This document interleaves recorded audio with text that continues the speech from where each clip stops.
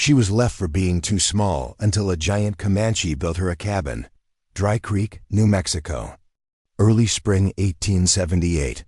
The sun had barely risen over the dust-worn buildings when Clara Wynne pushed open door to Dry Creek General Store. Her boots were scuffed, her hat too big for her head, and the handles of a short hoe stuck out awkwardly from the bundle on her back. At just 4'7", number 4'6½", she'd measured. Clara barely came up to the store counter, but her gaze didn't flinch. Inside, the murmur of voices stopped. A tall woman near the barrels whispered, "She's no bigger than a house cat." "And half as useful," someone snorted. Clara stepped forward, placing her items on the counter. A sack of corn seed, a folded piece of canvas, a bundle of kindling, and a hoe with a shortened handle. Mr. Barlow, the storekeeper, peered over his spectacles and raised an eyebrow. Well, if it ain't Miss Wynne. What's this? Spring planting?" He picked up the hoe and twirled it. "You planning to dig graves for field mice, or just burying sparrows for practice?" The room burst into low laughter. Clara looked him square in the eye. "I'm planting corn on my land," Mr. Barlow grunted, weighing the sack. "That rocky patch up north, not even the cactus wanted." "Then I'll grow something they don't expect," he chuckled. With this, he thumped the hoe on the counter. "This tool weighs half what you do." Clara opened her coin purse and counted out every last cent she had. "It'll do." She took the sack, the hoe, and her pride and walked out into the morning light. The laughter followed her like dust. She didn't turn around. Inside, the air carried grit and wind. Clara crossed the wooden sidewalk, the bundle heavy across her back, when a shadow stepped into her path. Thomas Keene. His hat sat too low on his brow, and his boots were polished like a sheriff's. He was the son of the Hargrove family. The same folks who once took her in as a charity girl during the westward wagon train, then abandoned her near the New Mexico border when sickness came and she became too small to be useful. "Well, look who crawled out of the dirt." Thomas drawled, arms folded across his vest. "Clara Wynne, little Clara, didn't we leave you behind somewhere?" She tried to step past, but he blocked her. "I heard you claimed land," he said, grinning. "Tell me, are you growing tumbleweeds or just trying to get eaten by coyotes?" "I've got work to do," Clara muttered. Thomas reached and yanked the sack from her grip.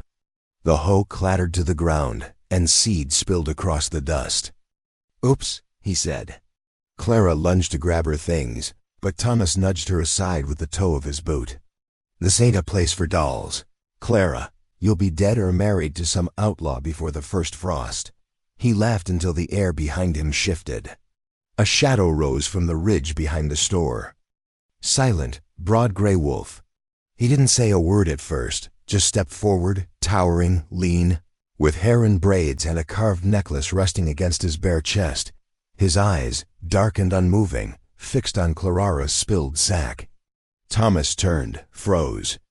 Gray Wolf stooped, lifted the hoe with one hand, and handed it to Clara.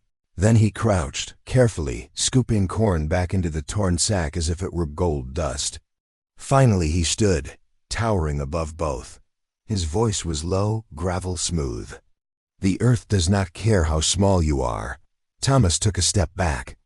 Gray Wolf turned to Clara and held out the sack. She took it, her fingers brushing his callous palm. "Thank you," she whispered.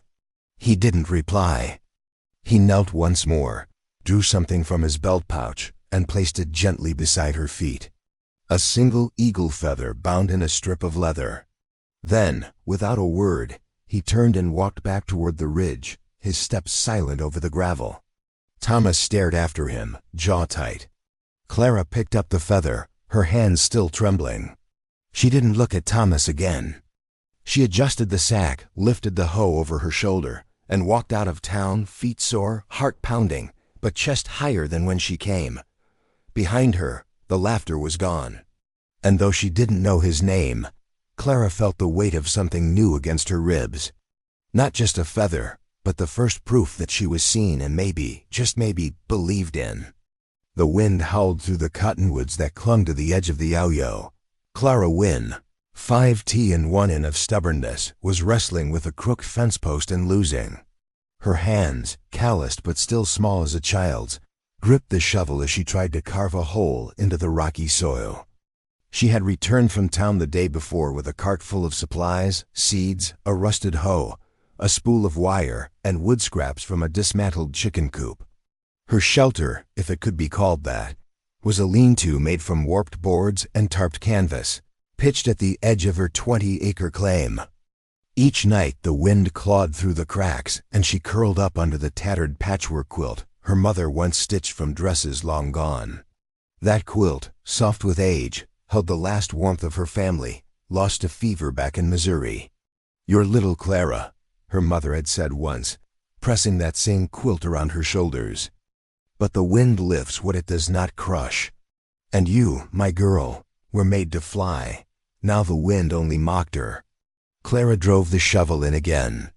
It bounced off a stone with a thud that jarred her arms. She let out a breath, wiped sweat from her brow, and crouched to pry the stone loose with her bare hands. As she tugged, something snapped in her chest. Not pain, but frustration, bitter and deep. That night it rained.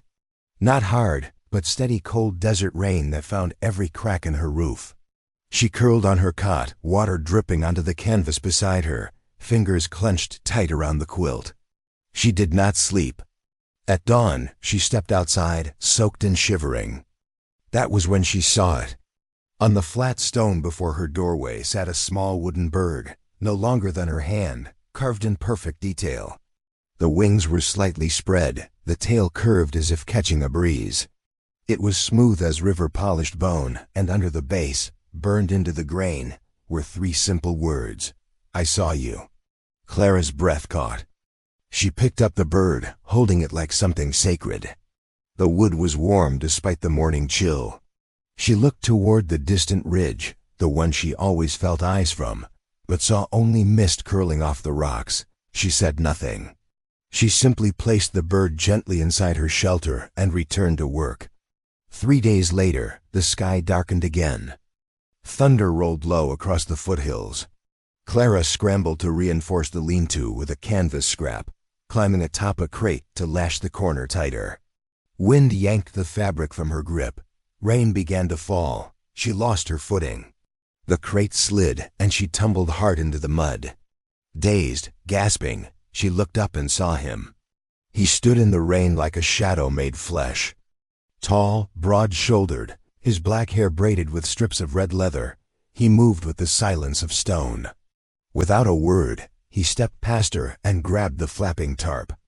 In one motion, he anchored it with a length of rope, then reinforced the back wall with stacked wood. Clara rose slowly, clutching her arm. "Why are you here?" He did not answer at first. He turned, eyes dark as night, and met hers. "You listen to the ground," he said at last, voice deep but calm. "You do not fight it. That is worth keeping." She blinked, rain running down her face. "You carved the bird?" He nodded once. "It is called tikwata, sparrow. Small, but it sings before the storm ends." She said nothing, just looked at him, this stranger who spoke like the wind and worked like a man possessed. She stepped inside her lean-to, returned with her canteen, and held it out. He hesitated. Then gently he took it, drank one measured sip, returned it to her with a nod. "I am called Grey Wolf," he said. "Tashita." She offered her name in return. "Clara." Another nod, then he turned to go. But before he vanished into the rain, he paused. "Build your roots deep, Clara Sparrow," he said, "so they do not wash away," and then he was gone. But the storm no longer seemed so cruel. It had brought her something, nothing, perhaps a beginning. The morning sun filtered through pale clouds as Clara struggled to drive another post into the earth. Her hands ached from the day before, her fingers raw despite the scraps of cloth she had wrapped around them. The fence was barely waist-high, more symbolic than functional. But it marked something, her claim, her effort. That was when she heard the sound behind her. Not hooves, not boots, softer. She turned and saw him again. Gray Wolf carrying a bundle of trimmed pine logs on his shoulder like they weighed nothing. He stopped just shy of the line of stakes she had placed and tilted his head toward the unfinished section of fence. "This," he said, "is not strong." Clara set her jaw. "It is what I can manage." He looked at her a moment, then nodded. "Together better." He dropped the logs with a heavy thud and began setting the first one without waiting for permission. Clara hesitated, then grabbed her hammer. Side by side, they worked in a rhythm not quite spoken. He drove stakes. She braced them. He cut rails. She measured the distance between them, using her own arms as a guide. By the time the sun climbed higher, she was panting and covered in sawdust. "You work too fast," she said between breaths. He didn't stop. "You keep up." Clara let out a short laugh. Barely. They paused under the cottonwood's sparse shade. She sat on a low stump, sipping from her canteen. Gray Wolf crouched nearby, sharpening a hand axe with a river stone. "I was taken once," he said suddenly. Clara blinked. "Taken?" He nodded. "Mission school, far south. They cut my hair, gave me a number instead of a name. Said my tongue was wrong, my gods were wrong, my ways were wrong." She frowned. "How old?" 10 summers. He looked toward the ridge. "I left after 2. Escaped through a creek bed during winter. Walked 4 days to find my people again." Clara sat very still. "That must have been terrifying." "It was cold," he said simply. She studied his face, the calm in it, the quiet strength. "I never went to school. Not really. My father taught me to read before he died. After that I had books. Books and work. But people always looked at me and said I was too small, useless. Pretty little thing, they'd say. No good for farming, no good for a man, just a waste of space." "You are not," Gray Wolf said without hesitation. Clara looked away. Her voice dropped. "Sometimes I believed them." He stood and walked to his pack. After a moment, he returned and knelt before her. In his large hands, he held a pair of gloves, soft deer hide, worn smooth, stitched by hand. He placed them in her lap. "Wood has splinters," he said. "So does pride. Protect your hands." "Both kinds." She looked down at the gloves, then up at him. "You made these?" He nodded once. "Thank you," she said, voice tight with emotion. "No one's ever given me something like this. You earned it. You stay. You build that is rare." They returned to work without further talk. The gloves fit perfectly. That afternoon, after the fence was finished, they stood looking over the land. Her garden patch, the lean-to, the fledgling fence line. Gray Wolf folded his arms. "This will not last winter." Clara's throat tightened. "I know." He turned toward her. "Let me build a cabin." She blinked. "A what?" He pointed toward the ridgeline. "There's good pine strong. I can bring it down. Build real walls, a roof with weight, a fire that stays. A home to survive, not just hide." Clara felt her heart thud. "You want to build me a house?" He nodded. "Yes, Gray Wolf. If people in town find out, I do not ask them," he said, voice low but firm. "I ask you." Their eyes met. His were steady, unreadable, but sincere. Clara swallowed hard. She looked at her lean-to, at her quilt drying on the line, her hands still cradling the gloves. "A home." She looked back at him. "I'll think about it." He did not press, only said, "I will come when the moon is new. If you say yes, I bring tools." Then he turned and walked back toward the ridge. His footsteps as soft as mist over stone, but something had changed in the air. Not just survival now, something more, a possibility. The wind smelled like pine that morning, clean and sharp, carrying the faint sound of a hatchet striking wood. Clara wiped her brow with the edge of her sleeve and stepped back as Gray Wolf set another beam in place. The structure was beginning to rise. Real walls, real angles, a cabin, not a shelter. He had brought the logs himself, thick ponderosa pine, bark stripped and trimmed to fit. He showed her how to cut notches, how to set the beams, so they interlocked at the corners like fingers folded in prayer. No nails, he said. Wood does not like metal. It holds its own weight if cut right. Clara marveled at the precision of his movements. He worked with silence and certainty, like a man speaking in a language only the trees could understand. She tried to keep up, measuring, sawing, dragging bark. Her arms ached, her back screamed, but she kept going. Late that afternoon, as the sun bent westward, Grey Wolf paused by the tallest post they had set. He took out his knife. Clara watched, puzzled. He crouched beside the beam and began carving with slow, sure strokes. She stepped closer and saw the shape forming a bird. Not just any bird, a sparrow, wings tucked, eyes alert, carved right into the beam that would sit just above the doorframe. For luck, she asked softly. He looked at her so the roof knows who lives below it. Her throat caught. Is that for me? He nodded. You are the sparrow. Small does not mean weak. Sparrow flies when others sink. She reached out and traced the carving with her fingertips. Thank you. He stepped back, then gestured toward the ridge. Tomorrow we raise the roof, but the roof would not come without trouble. The next day, while Clara was collecting water from the spring, she saw Amos Lang riding past the edge of her land. He did not wave. He did not nod, just stared hard. And then he turned his horse and rode back toward Dry Creek. That night, Clara could not sleep. When she woke at dawn, her breath visible in the cold, she stepped outside the old lean-to to find something nailed to the weathered wood. A scrap of burlap scrolled in charcoal. No white girl who loves engines is welcome. She stared at it for a long time, then she tore it down. Grey Wolf arrived not long after, carrying a fresh beam across his shoulders. When he saw her holding the note, he stopped. She handed it to him without a word. He read it. His expression did not change. Then he walked to the small fire pit, struck a match, and dropped the burlap into the flames. The fire crackled, smoke curling skyward. He said, Wood does not ask skin color. It only asks whose hands built me. Clara looked at the half-framed cabin, the smooth pine, the bird carved into the beam. She looked at Grey Wolf. I want to finish it, she said. He nodded once. Then we do, and they returned to work, hammering silence into strength. It was near midday when the dust began to rise in the south, curling above the mosque brush like smoke from a bad omen. Clara stepped down from the porch beam. She had been sanding and shaded her eyes.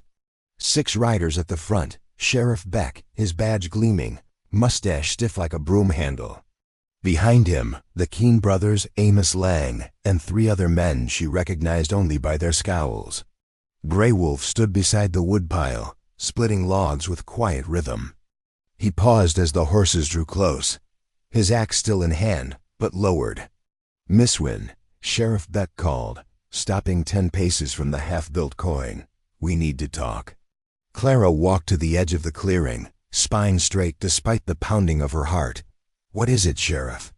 He glanced at Grey Wolf, then back at her. There's been a report of stolen horses out of the Jenkins ranch.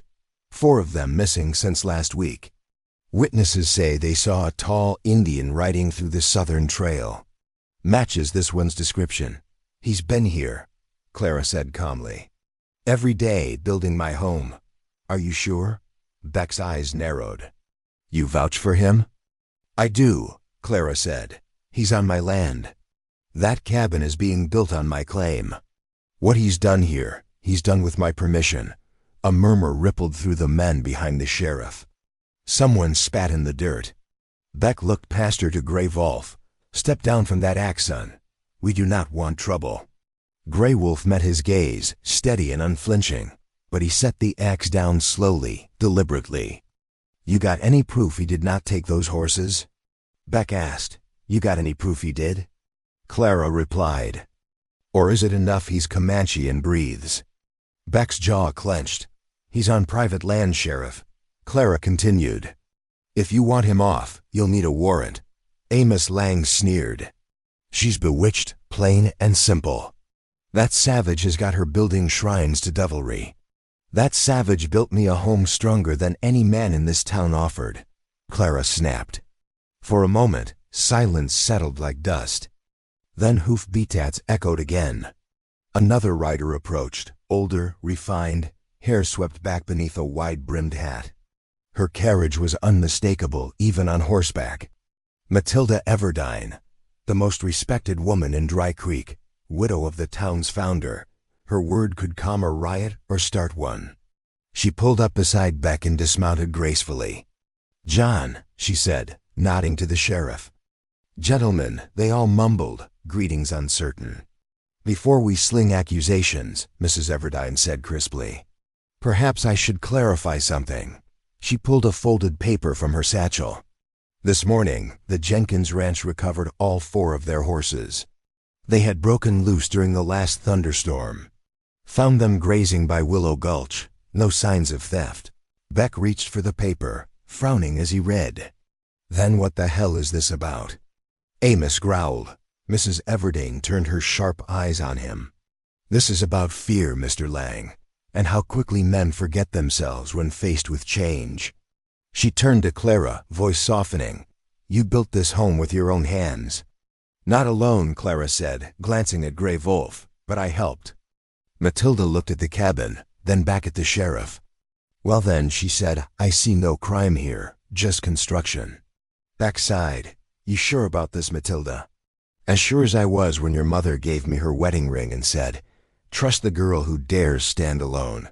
The sheriff cleared his throat. "All right then. We will be on our way." He turned, muttering orders. The men wheeled their horses around. Before they left, Beck gave Gray Wolf a long look. "You stay clean, son." Gray Wolf did not reply. He did not need to. Once the dust settled, Clara stood frozen, breath shallow, her knees trembled.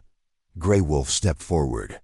He said nothing, but he laid his large hand gently on her shoulder. Not to claim, not to warn, just to steady her. The warmth sank deep through her bones. "Ah!" Clara closed her eyes and let it hold her. The morning after the confrontation with Sheriff Beck, Clara woke to an unfamiliar sound. Voices, multiple voices. Not arguing, not shouting, but speaking all at once in a current of purpose. She threw off her blanket and stepped out from beneath the makeshift canvas flap she had tied between 2 saplings, her boots sinking slightly into the damp, newly softened earth, and froze. Half a dozen wagons were lined up along the rise above her plot, their wheels thick with red dust. Horses shifted and snorted in the morning chill.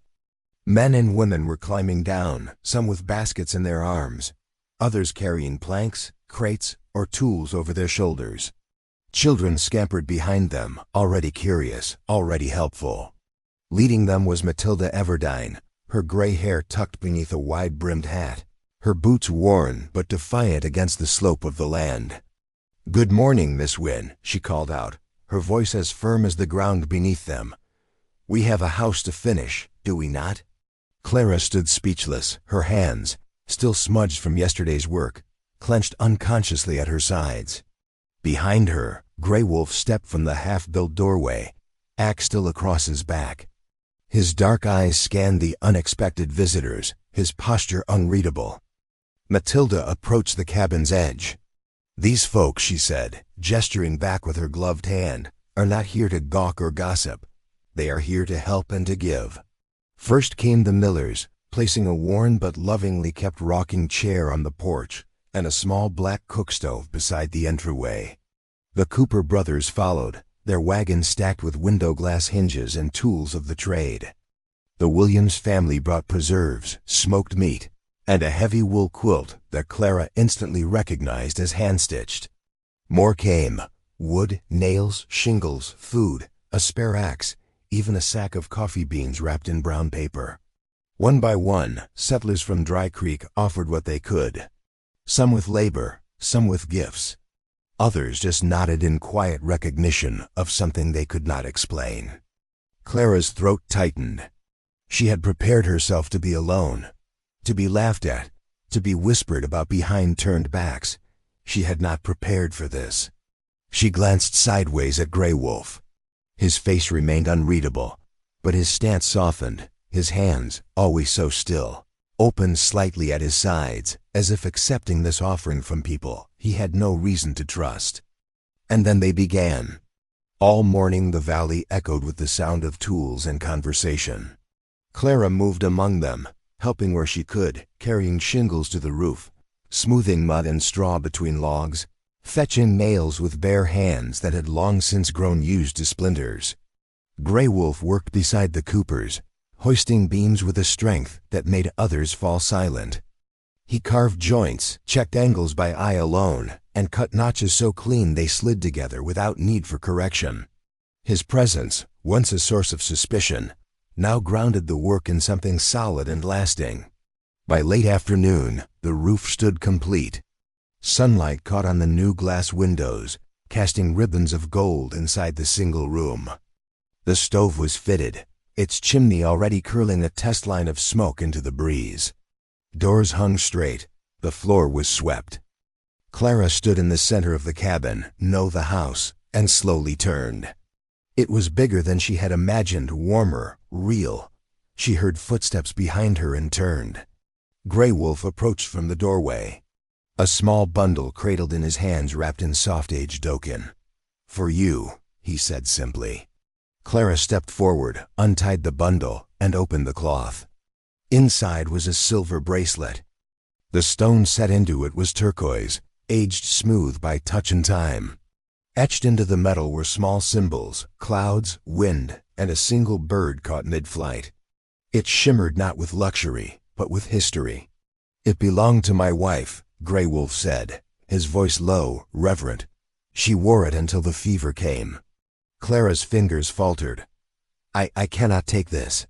It is too precious." "Huh, you do not take it," he said. "It finds you. It chose you." Her chest swelled with something that felt like breath after years of holding it. Slowly, she slipped the bracelet over her wrist. It fit, not loosely, not tightly, as if it had always belonged there. The others finished hammering the last nails and began to pack their wagons. The sun dipped toward the hills, casting long shadows across the grass. One by one, the neighbors departed, leaving gifts, handshakes, and soft-spoken promises to visit again. Mrs. Everdine was the last to leave. "You've made something real here," she said, eyes on Clara, then turned to Grey Wolf. "And you've kept your promise." He bowed his head slightly, the gesture filled with more gravity than words. When silence returned to the foothills, Clara sat on the porch step. The bracelet caught the last of the light, and beside her, Grey Wolf watched the sun descend. For the first time since she arrived in Dry Creek, Clara did not wonder where else she could go. She was already home. The full moon set, and dawn's light crept across the foothills. Grey Wolf stood at the front of Clara's cabin, the morning air still and expectant. In his hand, the silver bracelet glinted, a promise and a question.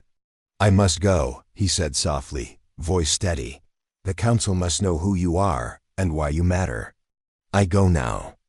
In 7 days, if you still wear the bracelet, then we begin again." Clara swallowed, her throat tight with hope. She reached up, adjusting the turquoise bracelet on her wrist. "I will wear it," she said without hesitation, voice calm, though her heart trembled. "I will be here." Grey Wolf dipped his head in gratitude, his dark eyes holding hers for long seconds. He mounted his horse, turned once to face her fully, and rode northward into the rising sun. A silence fell over the cabin after he left, an absence resonating deeper than words could say. Clara stepped inside and touched the silver doorframe coated with his palm print. It felt warm strength.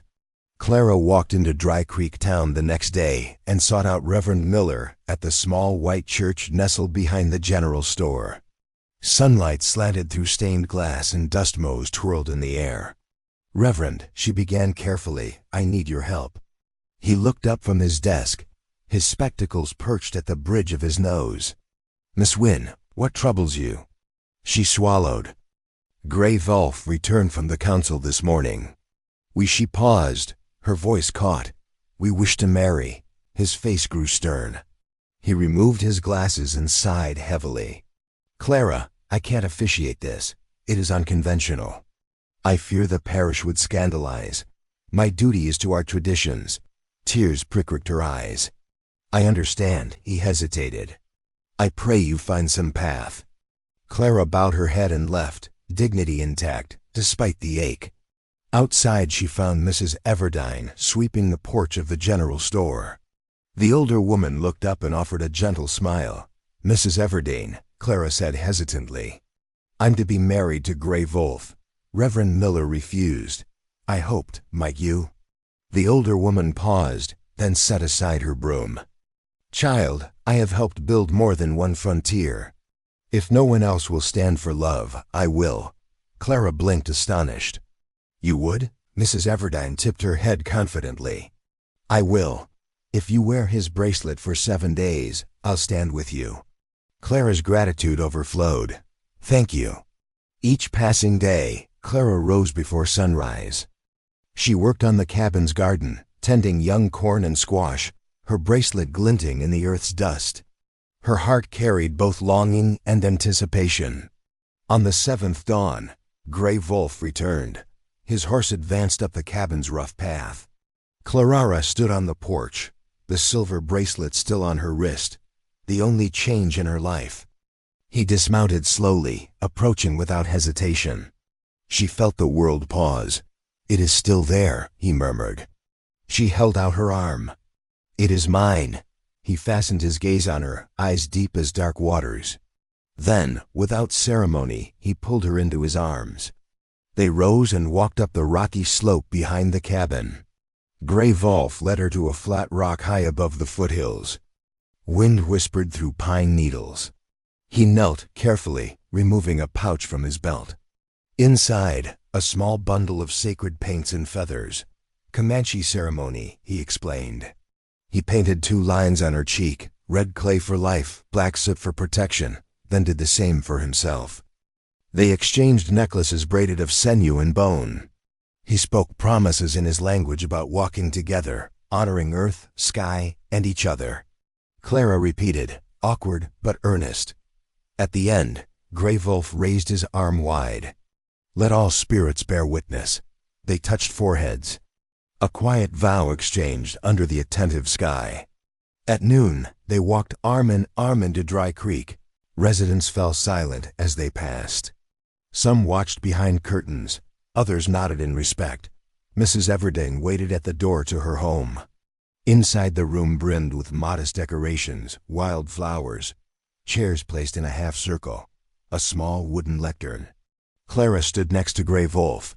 Mrs. Everdine read aloud, laws of the territory, words of love, acceptance, and enduring partnership. Although the Reverend had withheld blessing, the old pioneer widow spoke from her own heart of courage, of justice, of the unity they had built. After her words, Mrs. Everdine held their hands. I now pronounce you married by covenant of truth, bravery, and love. Clara's eyes shimmered with tears. She hugged Mrs. Everdine. Then Gray Wolf took her hands. Dusk found them on the cabin porch. The last light pulsed across the glass window and the freshly nailed boards. Inside, supper cooking over the stove. Outside, the air cooled, filled with the smell of pine and earth. Clara leaned on him, her bracelet silver against his dark coat. She whispered, I was small once, too small for them. But now I have a home built by someone who sees strength in that smallness. Gray Wolf shifted to face her, moonlight catching in his eyes. He brushed a finger across the bracelet's turquoise. You showed your worth. Stone by stone, choice by choice. You are no longer small. You are my equal, my family. Silence, but full and deep, pulsed between them. A gentle breeze rustled the pine needles overhead. An owl called from the ridge. Their future was uncertain. Storms would come, whispers would rise, but they rested in this moment. 2 people bound by earth and sky, by love and endurance. And in that shelter of their own making, they chose each other without apology, without regret. As the world spun patiently onward into the night. If this story stirred something deep within you, if it reminded you that even the smallest among us can carry the greatest strength, then you've just touched the heart of what we do here. At Wild West Love Stories, we bring you tales of impossible love, fierce resilience, and quiet moments that change everything. Stories where honor lives in callous hands and love defies the rules of the frontier. So if Clara and Grey Wolf's journey meant something to you, don't let it end here. Hit subscribe, join our growing community, and saddle up for the next unforgettable ride. Because out here in the Wild West, love may be rare, but when it comes, it builds something that even time cannot tear down.